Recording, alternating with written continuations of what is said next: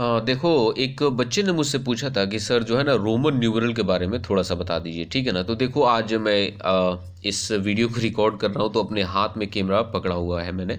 तो ये थोड़ा सा हो सकता है कि ये ब्लर करे, थोड़ा सा इधर उधर हिले, तो थोड़ा सा मैनेज कर लेना। उस बच्चे के लिए मैं ये वीडियो बना रहा हूँ। बोल रहा था कि सर रोमन में नंबर्स को कैसे लिखा जाता है, इसको थोड़ा सा समझा दीजिए। तो ये पैटर्न क्या होता है मैं आप लोगों को बता देना चाहता हूँ। ये लिख दिया है मैंने, रोमन न्यूमरल्स। अब देखो, यहाँ पे ये लिखा गया है रोमन न्यूमरल्स, और यहाँ पे इसका हिंदी न्यूमरल क्या होता है। तो रोमन में हम लोग 1 के लिए आई लिखते हैं, 5 के लिए वी लिखते हैं, 10 के लिए एक्स लिखते हैं, और 50 के लिए क्या लिखते हैं, एल लिखते हैं, और 100 के लिए हम लोग सी लिखते हैं, और 500 के लिए डी लिखा जाता है, और फिर आपका 1000 के लिए एम लिखा जाता है। अब इसके कुछ रूल्स हैं कि आखिर हम लोग रोमन में कैसे लिखेंगे एक डिजिट को, एक नंबर को। तो सबसे पहली बात मैं बताना चाहता हूँ कि इसमें आई, एक्स, सी और एम को हम लोग रिपीट कर सकते हैं, मतलब एक से ज़्यादा बार लिख सकते हैं। लेकिन इसमें भी कंडीशन है कि इनको हम 3 बार से ज़्यादा रिपीट नहीं कर सकते हैं, नॉट मोर देन 3 टाइम्स। मतलब अगर आई का, एक्स का, सी का और एम का रिपीटेशन भी होगा तो ये 3 बार से ज़्यादा रिपीट नहीं किए जाएंगे। बाकी बच गया आपका वी, एल, डी, तो इनका एक से ज़्यादा बार रिपीटेशन नहीं होता। आपको ये नंबर याद होने चाहिए। आई का मतलब 1 होता है, वी का मतलब 5 होता है, एक्स का मतलब 10 होता है, एल का मतलब 50 होता है, सी का मतलब 100 और डी का मतलब 500 और एम का मतलब 1000। अब देखो, यहाँ पे कुछ नंबर मैंने लिखे हुए हैं कि आखिर इनको हम लोग ये आपके डिजिट से, मतलब जो नॉर्मल काउंटिंग का जो हमारा कार्डिनल नंबर है, इसको हम लोग रोमन में कैसे लिखेंगे। तो देखो यहाँ पे, चलो इसको ब्लू से कर दे रहे हैं।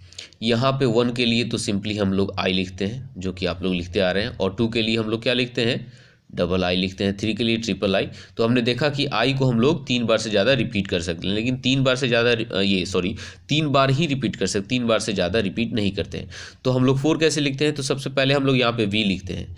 तो ये वी किसके लिए आता है, तो यहाँ पे 5 के लिए आता है। तो अगर v के हम लोग लेफ्ट साइड में अगर i रख देते हैं तो इसका मतलब हो गया कि हमने 5 से 1 को माइनस कर दिया, तो यहाँ पे ये क्या हो गया, 4 हो गया। वैसे ही v के लिए 5, 6 के लिए 5, ये आपका v और i, 7 के लिए v, i, 8 के लिए v, i, और 9 के लिए क्या, तो हम लोग जानते हैं कि x का मतलब 10 होता है। तो जैसे यहाँ पे 4 को हमने लिखा था, कैसे 5 लिखा था, उसके लेफ्ट साइड में i को प्लेस कर दिया था, वैसे यहाँ पे 9 के लिए पहले x लिखो, तो वैल्यू हो गया x का वैल्यू 10, और उसमें आप लेफ्ट साइड में i रख दो, तो ये आपका 9 हो गया। और 10 के लिए क्या लिखोगे, x लिखोगे। Very nice. अब हमको 11 लिखना है, तो वैसे ही ये x का वैल्यू हो गया आपका 10, और उसके बाद i। 12 के लिए x i, 13 के लिए x i। 14 के लिए हम लोग क्या लिखेंगे, देखो 14 के लिए सबसे पहले हमने लिखा x, ठीक है, तो ये आपका 10 का वैल्यू दे दिया, और यहाँ पे हमने लिख दिया 5, तो ये 15 हो गया, और इसके पहले हम लोग एक i डाल देंगे, तो ये हमारा क्या हो जाएगा 14।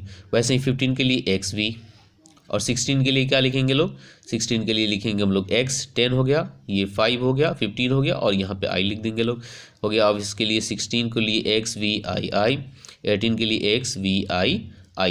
अब यहाँ पे 19 के लिए हम लोग 4 बार नहीं लिख सकते हैं, क्योंकि i का रिपीटेशन सिर्फ 3 बार ही होगा। तो यहाँ पे हमने लिख दिया x और x, तो x कितना हो गया, 10 हो गया, और यहाँ से x में से हम एक i लिख देंगे, मतलब यहाँ से घटा दिया गया, तो x i x हो गया आपका 19, और 20 हो गया आपका x। अब देखो, यहाँ पे मैंने डायरेक्ट इसके बाद ले लिए हैं 40, है ना, 40 से मैंने ले लिया है 50 तक को। तो 40 को हम लोग कैसे लिखेंगे, इसको ज़रा समझ लेते हैं लोग। मैंने यहाँ पे आपको बताया है कि जो L होता है वो किसको शो करता है, 50 को शो करता है। तो हम लोग अगर मान लो यहाँ पे L लिख देते हैं, क्या लिख देते हैं, L, तो इसका मतलब तो क्या हो जाएगा, इसका मतलब हो जाएगा 50, लेकिन हमको लिखना है 40, तो इसमें हम इसके लेफ्ट साइड में क्या रख देंगे, x रख देंगे। मतलब हमने 50 में से क्या घटा लिया, 10 घटा लिया, तो हमारा, तो यहाँ पे ये हो गया आपका 40। तो 40 को हम लोग कैसे लिखते हैं, XL। वैसे ही 41 को कैसे लिखेंगे लोग, XLI, 42 को XLI, 43 को XLI, और 44 को कैसे लिखेंगे लोग, सबसे पहले XL लिख दिए, 40 हो गया, और 4 लिखने के लिए अगर मान लो यहाँ पे V कर देते हैं, XLV, ये 45 हो गया, इसमें से I हम माइनस कर देते हैं, तो XLIV आपका 44 हो गया, XLV 45, XLVI 46, और फिर उसी तरह से यहाँ पे XLVII 47, XLVII 48, 49 कैसे होगा, XL, ठीक है, ये XL कितना हो गया, 50 हो गया ना, नहीं सर, एक्सएल आपका 40 हो गया, और उसमें से जैसे ही फिर एक्स रखोगे कितना हो गया, ये 40 और फिर 10 50, तो इसमें से हम एक यहाँ पे माइनस कर देंगे, तो एक्स एल आई एक्स हो गया। और 50 के लिए हम लोग क्या लिखेंगे, डायरेक्ट एल लिख देंगे, जो कि एल का मतलब 50 होता है। तो आई थिंक कि मुझे जिस बच्चे ने पूछा था उसका कॉन्सेप्ट काफ़ी क्लियर हो गया होगा, और बाकी जो बच्चों को नहीं आता होगा वो भी आप समझ सकते हो। चलो इस हिसाब से अगर कोई कहे कि सर 189 को कैसे लिखेंगे, तो 180 को कैसे लिखना होगा, तो सबसे पहले हम लोग क्या कर लेते हैं, लोग 180 को तोड़ लेते हैं लोग। 100 + 50 + 30 कितना हो गया, 150 30 80, और फिर इसमें +9 कर देते हैं लोग।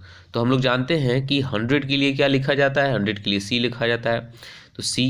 और फिर यहाँ पे 50 के लिए क्या लिखा जाता है, तो 50 के लिए L लिखा जाता है, 30 के लिए XXX लिखा जाता है, और यहाँ पे 9 के लिए IX लिखा जाता है। तो इसे करके जोड़ दो आप, C L XXX IX, ये आपका क्या हो जाएगा, ये आपका हो जाएगा 189 का।